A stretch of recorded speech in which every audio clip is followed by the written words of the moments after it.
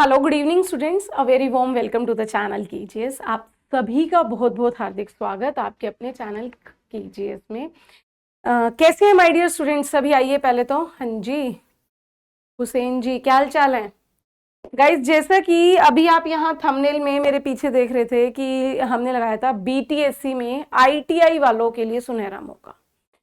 दरअसल क्या हो रहा था कि अभी तक जैसे ही बीटीएससी का नाम आ रहा था ना, तो सभी बच्चों को लग रहा था कि ये एक जेई की वैकेंसी है। बीटीएससी ने आईटीआई वालों को किसी को कोई मौका नहीं दिया, ऐसा नहीं है। बीटीएससी में नो डाउट ज्यादातर वैकेंसी उसने जेई की जरूर निकाली है, और उस जेई में भी उसने ज्यादातर जो है वो सिविल की पोस्ट निकाली है, लेकिन ऐसा नहीं हम कह सकते कि सिर्फ उसी की है। जी बिल्कुल, अभी मिले थे तो इन्होंने यहाँ पर आपकी सिविल, इलेक्ट्रिकल, मैकेनिकल की जेई की पोस्ट तो निकाली, लेकिन अगर हम लोग ध्यान से रिक्रूटमेंट को देखेंगे तो इन्होंने यहाँ पर हमारे आईटीआई वालों को भी मौका दिया है। आईटीआई वालों को कि पहले तो ये देखें कि किस किस पोस्ट के लिए मौका दिया है और किस किस ट्रेड को मौका दिया है, और उसमें क्या आपका सिलेक्शन प्रोसेस और क्या आपका एग्जाम सिलेक्शन प्रोसेस, यानी एग्जाम तो है ही है, लेकिन उसमें एग्जाम पैटर्न क्या रहने वाला है, दोनों की आपके हर एक पॉइंट की यहां पर मैं आपके साथ आज चर्चा करने वाली हूं। आपके मन में कोई डाउट ना रह जाए, इसीलिए ये इवेंट मैं लाइव कर रही हूं, ठीक है? क्योंकि फिर बाद में रिकॉर्डेड में आपको कुछ सवाल रहते हैं, वो सवालों के जवाब नहीं दिए जाते। पहले तो ये आपकी BTSC Bihar technical service commission, इसमें यहां पर अगर आप यहां से 30, 29 और 28 एडवर्टाइजमेंट देखोगे तो ये सारी जेई की हैं। आईटीआई वालों के लिए आपको आना है बच्चे एडवर्टाइजमेंट नंबर 31/2025 और 32/2025 की। जैसे ही आप इसकी एडवर्टाइजमेंट को खोलते हो, ये मैंने आपके लिए ओपन करके रखी है, ये 31 और ये आपकी 32। 31 वाली जो है वो है हमारी, यहां पर अगर आप देखेंगे वर्क ऑपरेटर, कार्य निरीक्षक। किसकी? कार्य निरीक्षक की, वर्क ऑपरेटर की पोस्ट है, वो भी यांत्रिक।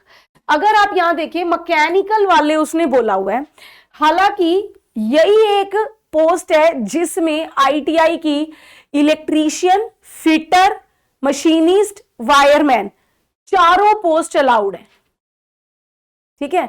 चारों क्लास, चारों ट्रेड जो है वो यूट्यूब पर अलाउड है। अच्छा देखिए जरा, अगर मैं यहां पर वर्क ऑपरेटर की बात करूं तो इसने क्या बोला है, एक तो आपको 10th होनी चाहिए और आपकी आईटीआई की पोस्ट होनी चाहिए, लेकिन इसमें याद रखना उसने नोट बना के बोला है कि अगर आपने आईटीआई कोई भी किसी भी उसमें आईटीआई जो है वो ओपन से करी होगी, यानी उसने लिखा है दूरस्थ शिक्षा, दूरस्थ शिक्षा मतलब डिस्टेंस से आपने ले रखी है, रेगुलर आपकी आईटीआई नहीं है, तो आप एलिजिबल नहीं है।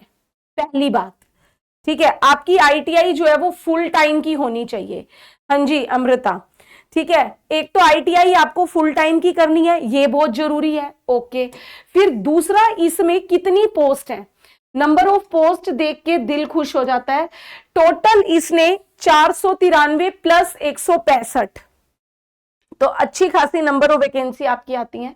और यहां पर उसने, अगर आप बिहार के कैंडिडेट ही है, और बिहार के कैंडिडेट होने के साथ साथ अमृता जी अगर आप फीमेल हैं, बिहार की फीमेल है, तो उसने साफ बोला है बिहार राज्य के मूलवासी महिलाओं हेतु 35% क्षैतिज आरक्षण मिलेगा। पहली बात जी बिल्कुल होती है, लेकिन वो अलाउड नहीं है, ये भी ध्यान दीजिएगा। एक तो ये कह दिया कि 35% रिजर्वेशन जो है वो हमारी बिहार की फीमेल्स के लिए है। ओके, दूसरा इसमें 198 जो है ये हमारी अनरिजर्व्ड की कैटेगरी के लिए है। इसके बाद यहां पर आर्थिक रूप से कमजोर मतलब ईडब्ल्यूएस की 49, ऐसे ही एससी एसटी की है।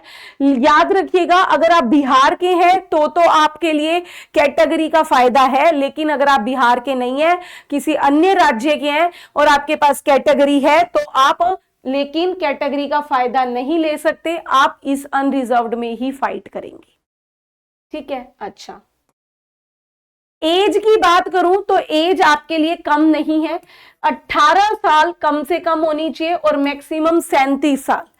मतलब जनरल की 18 से 37 की उम्र है।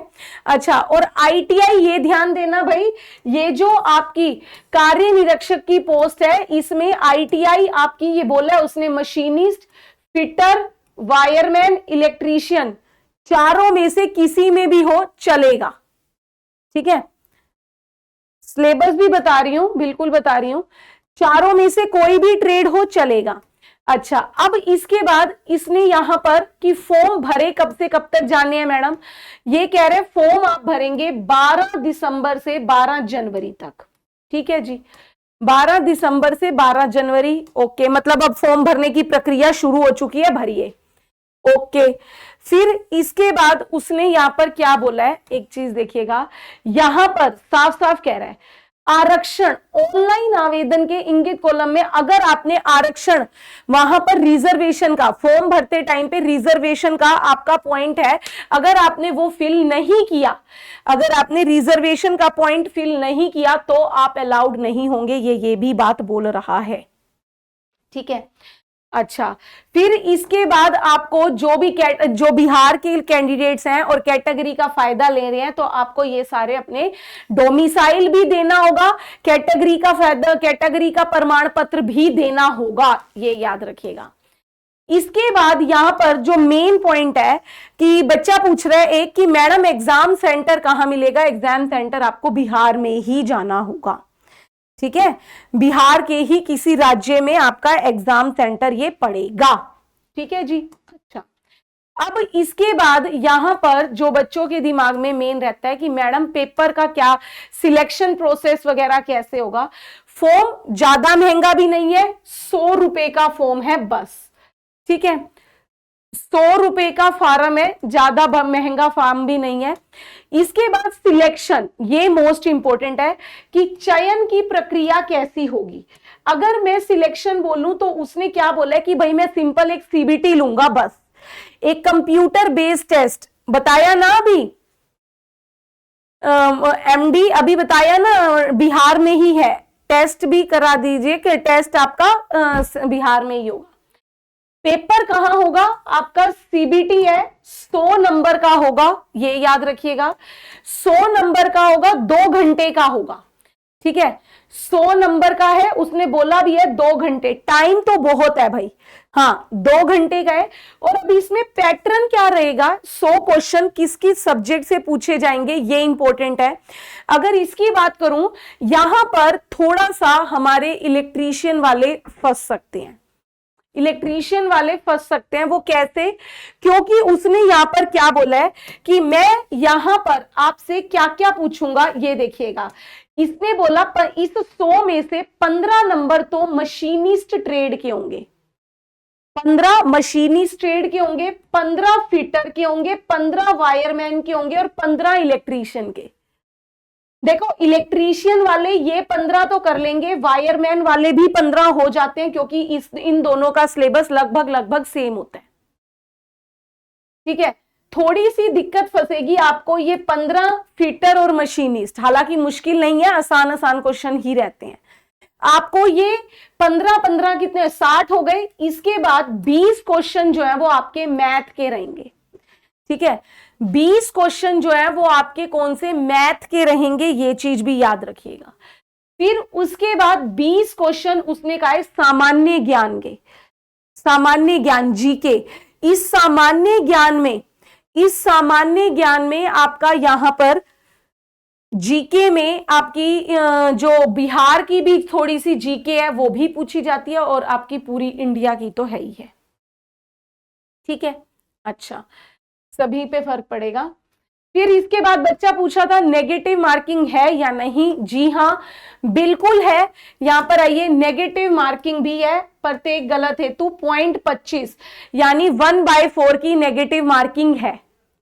नेगेटिव मार्किंग का भी सामना करना होगा, 1/4 की नेगेटिव मार्किंग रहेगी, याद रखिएगा।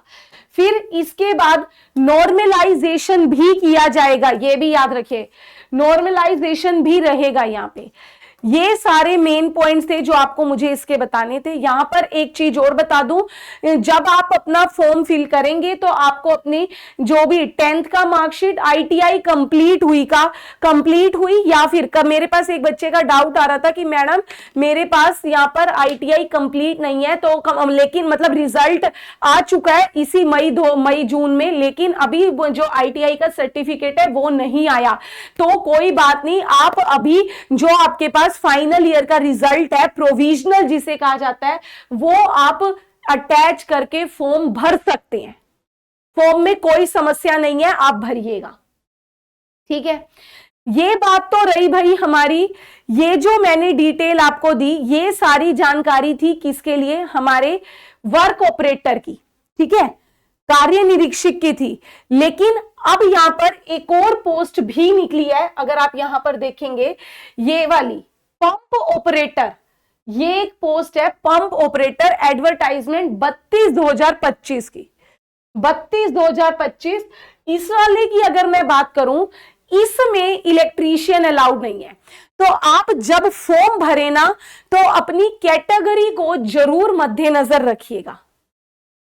ठीक है, कैटेगरी को जरूर ध्यान में रखना, ये नहीं इलेक्ट्रीशियन वाले और आप 32/2025 वाली भर दो, फिर आपके पैसे पैसे तो कट जाएंगे लेकिन आप पेपर देने नहीं जा पाएंगे, आप अलाउड नहीं होंगे।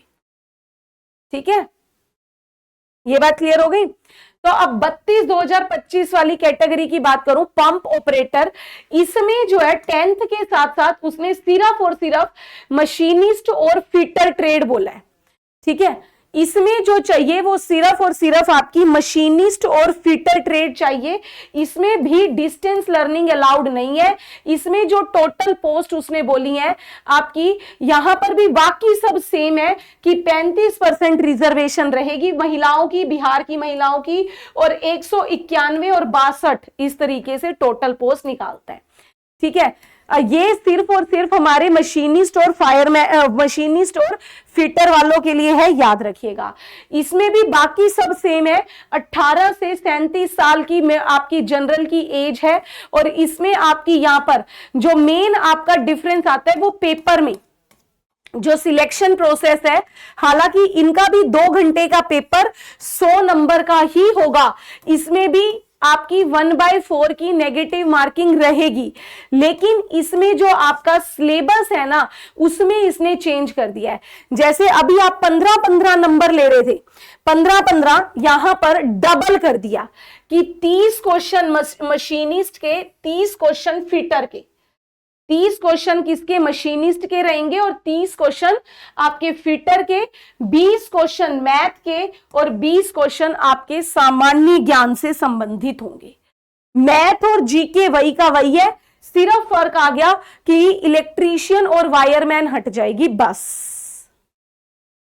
ठीक है, बाकी सब सेम है। देखो वही नेगेटिव मार्किंग है, वही नॉर्मलाइजेशन लेगा। तो भाई आप ये ना सोचिए कि ITI वालों को किसी को मौका नहीं मिला, ITI वालों को ज्यादा उसने मशीनिस्ट और फिटर वालों को चांस दिया, लेकिन इलेक्ट्रीशियन वालों के लिए भी चांस है। इलेक्ट्रीशियन वालों की जो पोस्ट है आपको एडवर्टाइजमेंट है, याद रखिएगा 31/2025 की है, और उनके लिए अगर यहां पर बात करें नंबर ऑफ वैकेंसीज भी अच्छी खासी है भाई, कोई 2-4 पोस्ट होती तो मैं नहीं करती, आपकी 2-4 पोस्ट होती तो हम यहां पर ये भले ही नहीं करते, लेकिन अच्छी खासी वैकेंसीज उसने यहां पर दी हैं, आपकी 560 के आसपास वैकेंसीज हैं, तो बढ़िया है। 560 के आसपास वैकेंसीज हैं। EWS की जो बोल रहे थे economical weaker section, economical weaker section की 49 पोस्ट हैं, 49 पोस्ट हैं भाई। ठीक है, तो आप लोग अगर क्योंकि ये सभी के साथ है, इलेक्ट्रीशियन वालों को वायरमैन पढ़ना है और वायरमैन वालों को इलेक्ट्रीशियन, फिटर, मशीनिस्ट सब पढ़ना है, तो भाई आपको भी सभी को अपनी ये सारी ट्रेड का जरूर ध्यान रखना होगा कि आपको किस किस में जाना है। ठीक है, अच्छा अब बात आती है कि अगर मैं सिर्फ अभी अपने यहां पर इलेक्ट्रीशियन ट्रेड वालों की बात करूंगी, अगर आप लोग इलेक्ट्रीशियन ट्रेड की तैयारी करना चाहते हो, ना केवल BTSC बल्कि BTSC के साथ साथ आपके जो और भी, अगर मैं यहां पे बात करूं DRDO, आप बीटीएससी के साथ साथ चाह रहे हो कि डीआरडीओ, क्योंकि बहुत सारे आपके एग्जाम निकले हुए हैं, डीआरडीओ टेक ए का आपको अगर तैयार करना है, इसके साथ साथ आपको आपके एमपी लाइनमैन की तैयारी करनी है, और इसी के साथ साथ आपका जो राजस्थान का टेक्निकल हेल्पर का पेपर 2 अगर आपको तैयार करना है, उसके लिए आपको इलेक्ट्रीशियन ट्रेड, तो ये इलेक्ट्रीशियन ट्रेड का हमारा कौशल बैच चल रहा है, इसमें आप मेरे साथ जुड़ सकते हो। इस इलेक्ट्रीशियन ट्रेड की, सिर्फ ट्रेड की बात कर रही हूं, ट्रेड थ्योरी पूरी की पूरी आपको मैं पढ़ाऊंगी, ठीक है जी। इलेक्ट्रीशियन ट्रेड फाउंडेशन बैच है, याद रखिएगा, नॉन टेक नहीं है, टेक है भाई। ये इलेक्ट्रीशियन ट्रेड की सारे जितने भी आईटीआई के बेस पर आपके एग्जाम है, उन सभी की इलेक्ट्रीशियन ट्रेड की, चाहे उसमें एएलपी सीबीटी 2 भी आता है, ठीक है, एएलपी सीबीटी 2 जिसमें आपको ट्रेड क्वालिफाई करनी है, उसमें भी आप मेरे साथ यहां जुड़ सकते हैं। इंग्लिश हिंदी दोनों लैंग्वेज में कंप्लीट चल रहा है। ये कहने की जरूरत नहीं है रेजोनेंस जी, आपका 1 साल का बैच है, 1 साल के बैच के लिए अगर आप एक 900 रुपए नहीं निकाल सक रहे तो भैया बहुत मुश्किल है, ठीक है। तो इलेक्ट्रीशियन ट्रेड कंप्लीटली ये मैं आपको कवर अप करवाऊंगी, तो आपको घबराने की जरूरत नहीं है, ठीक है। चलिए वो कोई बात नहीं, आप लोगों के ऊपर है, फीस कम है ज्यादा है कोई इच्छा नहीं है। और हाँ, इसके साथ साथ एक और हिंट दे रही हूं, सुनने में ये देखो बोर्ड ही भर गया, इतने सारे वो हैं, बीएसपीएचसीएल बिहार वालों की बल्ले बल्ले होने वाली है।